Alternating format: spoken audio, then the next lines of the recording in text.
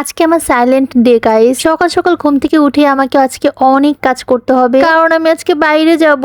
কাজ না করলে আজকে আর বাইরে যেতে দিবে না, মানে আম্মু সেই লেভেলে রাগ করবে। তো আম্মুর মেজাজটা একটু ঠান্ডা করার জন্য আজকে কাজ করতে নেমে গেলাম। সকাল সকাল উঠলে আমার যেটা করা লাগে সেটা হচ্ছে ডিম পোস্ট। আর আমি একটু ডিম পোস্টের মধ্যে ঝাল পছন্দ করি, সাথে কালো জিরাও দেই, কাঁচামরিচও দেই, তারপরে উল্টো পাল্টো করে ভেজে তারপরে খাই। সকাল সকাল আমার সব থেকে বেশি ভালো লাগে ভাত খাইতে। আমি কেন যেন ভাত লাভার্স গাই। এই স্পিডে কাজ করতেছি, কাজ তাড়াতাড়ি শেষ না হলে আজকে বাইরে যেতে পারবো না। এরকম একটা ডিম পোস্ট হইলে আমার কিছুই লাগে না, আমি অনেকগুলো ভাত খাইতে পারি। প্রতিদিন সকালে আমি একটা ডিম পোস্ট বা ডিম সিদ্ধ রাখার ট্রাই করি। আমার মতো তোমরা কি আছো যে ভাত খোর? তারপরে আম্মু বলছে মাছগুলা বাছতে করছে, আজকে কোনোভাবে কোনো কিছুতে না বলা যাবে না, তাহলে আজকে কপালে শুনে আছে।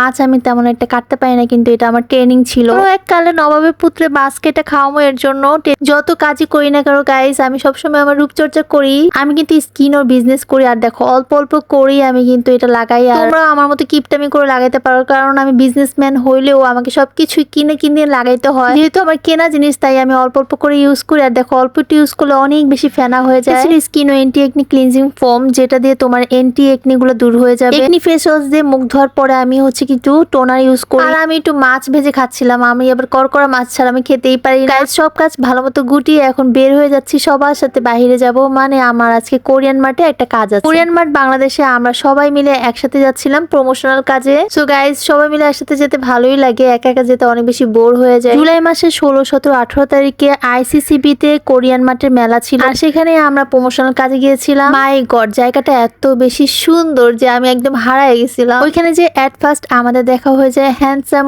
অন্তু করিম ভাইয়ার সাথে।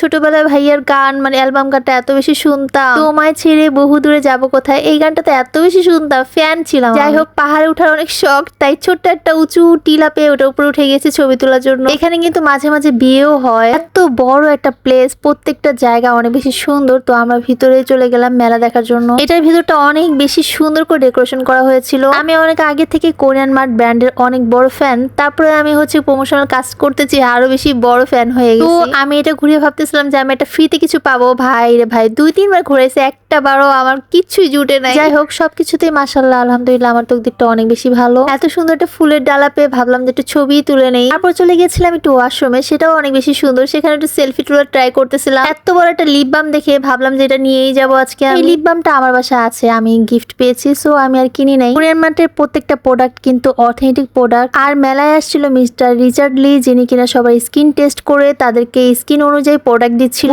পেজের বিভ্রান্তিতে যাতে না পড়ো, সেজন্য আমি তাদের পেজটা আমি মেনশন করে দিচ্ছি। পাশে একটা দোকানের নাম ছিল ইমরান হাশমি, সো আমরা এটা নিয়ে হাসাহাসি করতেছিলাম। ICCB এর ভিতরে আরো সুন্দর একটা ফোয়ারা ছিল, যেখানে সাদিয়া আপুকে বললাম যে আমাকে একটা ভিডিও করে দিতে, আর সাদিয়া আপু এত সুন্দর করে আমাকে ভিডিও করে দিয়েছে। থ্যাংক ইউ সাদিয়া আপু। আলহামদুলিল্লাহ সব কাজ সুন্দরভাবে সেরে তারপরে আমরা বাসায় ফিরতেছিলাম। তো আমরা এইভাবে 4 জন পিছনে বসছি, আগে পিছে। তো গাইস, অবশ্যই সবাই ফলো এবং সাবস্ক্রাইব করে পাশে থেকো। Thanks for watching, tata.